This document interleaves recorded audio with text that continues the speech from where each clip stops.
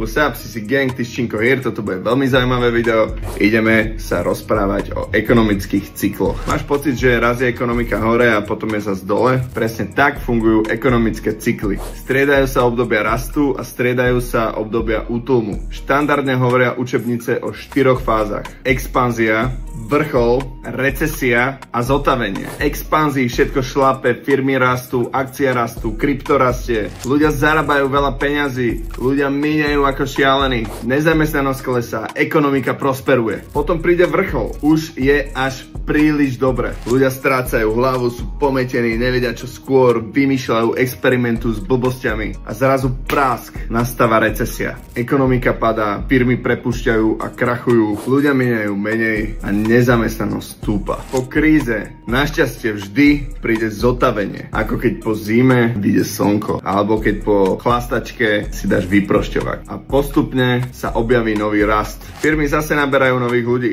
spotreba sa zase rozbieha a ekonomika príde opäť do novej expanzie a boom! Prečo je dobre o tom vedieť? Lebo keď príde kríza, tak netreba panikariť. V kríze sú väčšinou tie najlepšie príležitosti, ale len bohatí ľudia si to uvedomujú. Múdry človek si počas boomu robí rezervy a pripravuje kapitál práve na obdobie krízy, kedy sú ceny nehnuteľnosti najnižšie, akcie sú dole, krypto je dole a ty máš back na to, aby si od skrachovaných ľudí skúpil za tú najnižšiu cenu. Je to nemorálne? Nie. Je to múdre. Si gang, smart money.